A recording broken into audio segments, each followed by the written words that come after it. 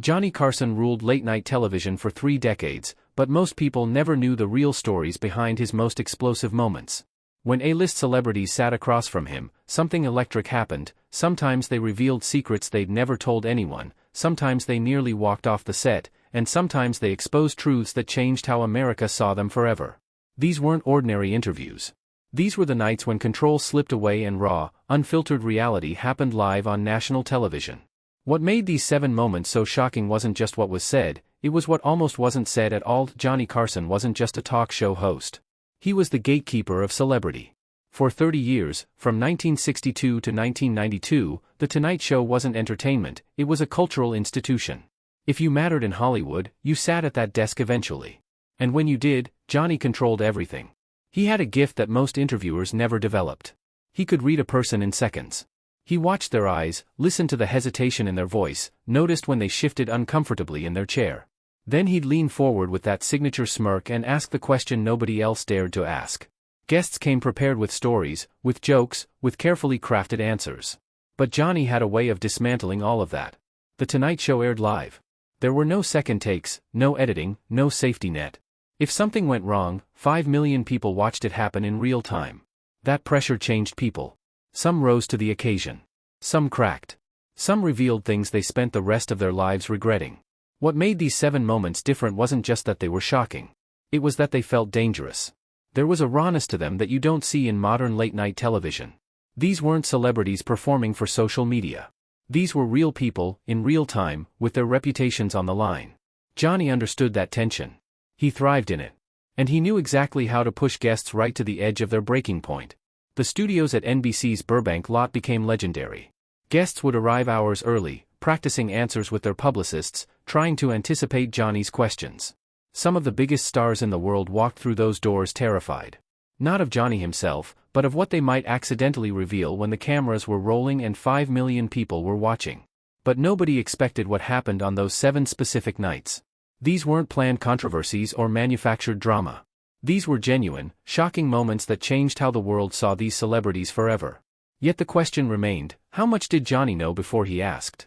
Was he hunting for these moments, or did he simply recognize them when they appeared? Frank Sinatra was untouchable. In 1957, when he appeared on The Tonight Show, he was the most powerful entertainer in the world. He'd survived scandals, reinvented himself multiple times, and built an empire that seemed impossible to crack. Sinatra didn't do vulnerability. He did control. He did mystique. He did power. But Johnny Carson saw something that night that nobody else was looking for. Sinatra arrived at the studio with his team, confident as always. He'd done hundreds of interviews. This was supposed to be a victory lap, promote his latest album, tell some charming stories, leave as a legend. The conversation started normally enough.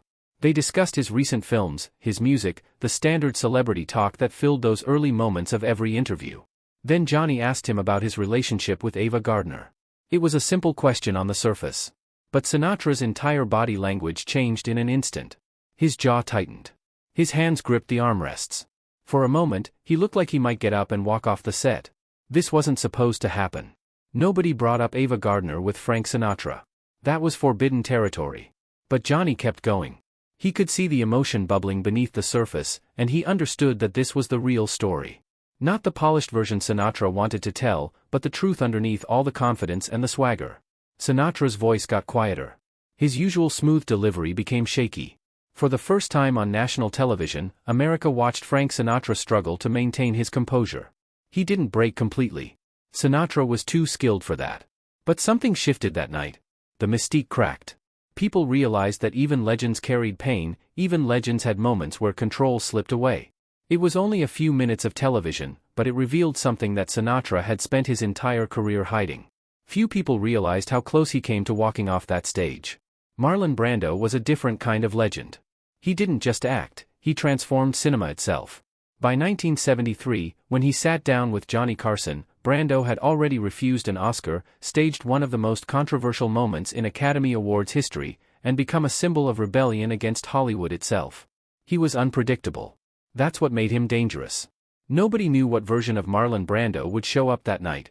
The interview started with the usual tension. Brando was famously difficult with the press. He didn't like answering questions. He didn't trust interviewers. But Johnny had a strategy with actors like Brando. He didn't push. He let them talk. He asked open-ended questions and then he waited. He understood that silence makes people uncomfortable, and uncomfortable people sometimes tell the truth. Then Brando said something that changed everything. He started talking about his weight. He'd been struggling with it for years, and the tabloids had been relentless. But what Brando revealed wasn't just frustration with the media. He opened up about his relationship with his body, his childhood trauma, the ways that fame had distorted his sense of self. On live television, in front of 5 million people, Marlon Brando became vulnerable in a way that shocked the nation. This wasn't the rebel icon people expected. This was a human being in pain. But then he went further. He started discussing the entertainment industry's cruelty, the way it consumed people, the pressure to constantly reinvent yourself or disappear. His voice grew more passionate. Johnny, sensing the emotional depth, leaned in. He asked follow-up questions that most interviewers would have avoided completely. Brando's publicist was visibly uncomfortable in the wings. This wasn't the interview they'd planned. This was real. This was raw. And it was happening live on national television with no way to stop it. What struck viewers most wasn't what Brando said about himself, it was what he implied about the entire system that created celebrities. He wasn't just confessing personal struggles. He was indicting an entire industry. The confession haunted him for years afterward. Richard Pryor wasn't just a comedian. He was a force of nature. When he sat down with Johnny Carson in 1979, Pryor had already revolutionized stand-up comedy by talking about race, politics, and social injustice in ways that made audiences uncomfortable. He didn't perform for laughs alone. He performed to make people think, to make them confront truths they'd rather ignore. That night, the energy between Johnny and Richard was electric and dangerous. Johnny started with lighter questions, but he was testing the waters. He wanted to see how far Richard would go. Pryor understood the game immediately. He began talking about his comedy, his influences, his perspective on American culture. But as the interview progressed, something shifted. The conversation moved into territory that late-night television rarely explored in 1979. Pryor started discussing race relations directly. Not in jokes, in real terms. He talked about his experiences, about systemic racism, about the contradictions in American society. Johnny, instead of steering back to safer ground, kept engaging. He asked genuine questions. He wanted to understand. The studio audience grew quieter. The usual laugh track faded. People realized they were watching something important happen. But then Richard mentioned something deeply personal. He referenced a tragic incident from his past, something he rarely discussed publicly. The vulnerability in his voice was unmistakable. This was a man who'd built his career on making people laugh, but now he was making them feel something much heavier. Johnny's face showed genuine concern. He wasn't performing anymore. He was just listening. The moment became almost unbearable to watch because everyone in that studio understood they were witnessing something sacred, a performer dropping his armor completely. Richard's hands trembled slightly as he spoke. The studio audience didn't know whether to laugh, cry, or sit in silence. The tension was so thick you could feel it through the television screen. This wasn't entertainment anymore. This was confession. What happened in those minutes changed how people saw Richard Pryor. He wasn't just funny. He was brave. He was willing to hurt on camera for the sake of truth. But few people understood the cost of that vulnerability. By the 1980s, Johnny Carson had perfected the art of the dangerous interview. He knew exactly which buttons to push and when to push them. But some nights, even he lost control of the conversation. When Cher appeared in 1986, she came with a reputation for being outspoken and unpredictable. She'd already reinvented herself multiple times, survived a tumultuous marriage to Sonny Bono, and built a career that defied every expectation Hollywood had for her. She wasn't afraid of controversy. In fact, she seemed to seek it out. Johnny started with his usual charm, but Cher was in a particular mood that night. She was frustrated with how the media treated her, angry about double standards in the entertainment industry, and she wasn't interested in playing the game. When Johnny asked her about her personal life, she didn't deflect. She didn't smile and change the subject. She told the truth, bluntly and without apology. The studio audience didn't know how to react. Was this still entertainment, or had they stumbled into something real and uncomfortable? Johnny, sensing he'd opened a door he couldn't close, tried to steer the conversation toward lighter territory. But Cher kept going. She was done with the performance. She was done with the expectations. She was just done. Then, weeks later, Liza Minnelli sat at that same desk, and something equally explosive happened. Liza had always been a Tonight Show favorite. She was talented, charming, and she understood the dance of late-night television. But this particular appearance in 1988 was different.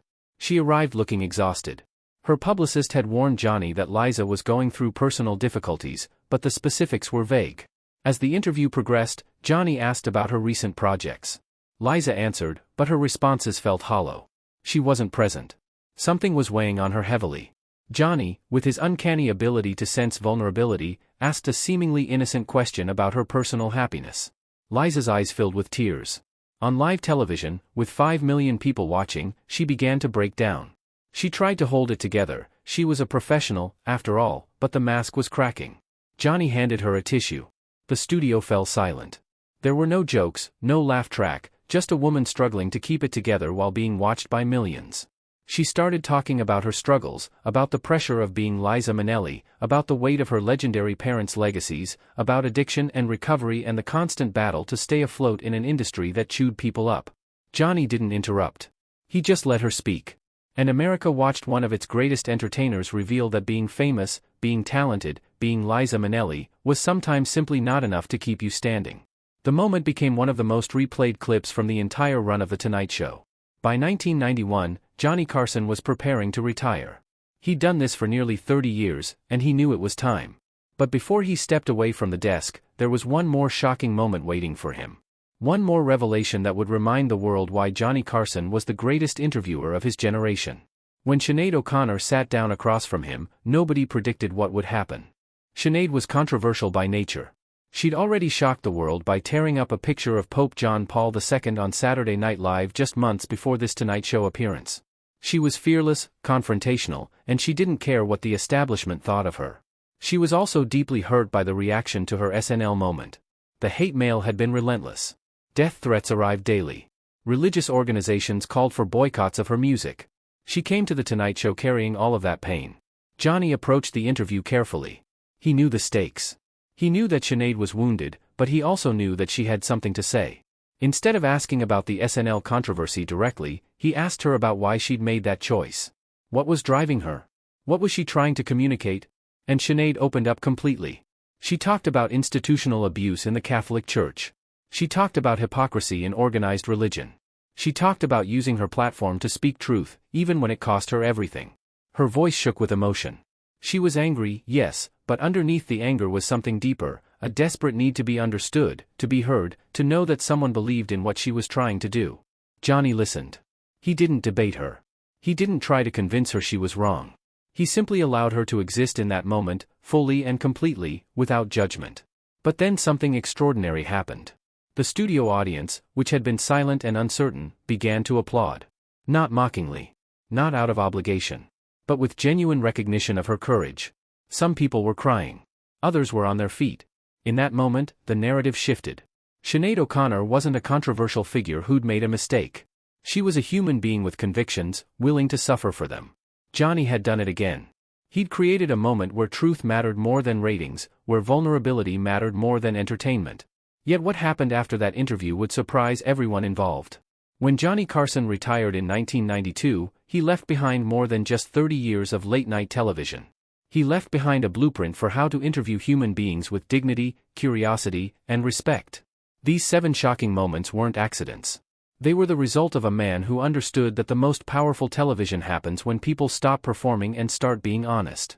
Frank Sinatra's moment of vulnerability humanized a legend.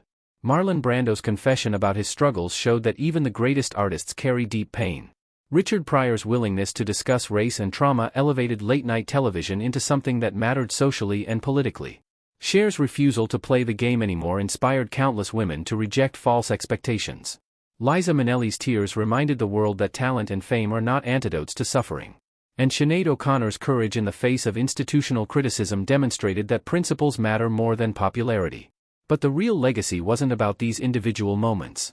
It was about what they revealed about the nature of fame itself. All of these celebrities came to The Tonight Show with carefully constructed personas. They'd spent years building images, controlling narratives, managing their public identities. But when they sat across from Johnny Carson, something happened that they couldn't control. The desk, the lights, the millions of people watching, it created a pressure so intense that pretense became impossible. People either held their masks in place, or they let them fall away completely. Johnny understood that this was where the real story lived. Not in the prepared anecdotes or the polished jokes, but in the moments when control slipped away and truth emerged. Modern late-night television has changed dramatically. Interviews are more controlled now. Publicists are more careful. Celebrities come with talking points and exit strategies.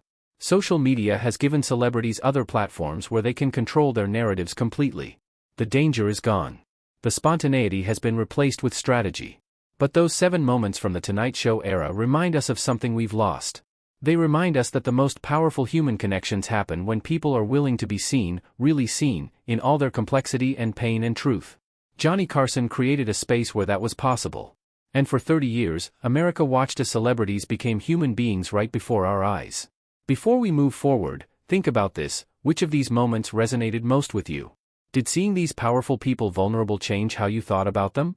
Let me know in the comments. The Tonight Show may be gone, but those 7 moments live on in television history. They changed how we think about celebrity, about vulnerability, and about the power of genuine human connection. And they remind us that sometimes the most important thing an interviewer can do is simply listen, with genuine curiosity, and let people tell their truth. If you're enjoying stories about the moments that shaped television history, stories about the people behind the fame, make sure you subscribe. Because the next story we're exploring reveals something even more surprising about the golden age of late-night television, something that most people have never heard. Many people watching have experienced moments where they had to choose between keeping up appearances and telling the truth. If you've ever felt that pressure, if you've ever struggled to be authentic in a world that demands a certain image, you're not alone. That's what made these 7 moments so powerful.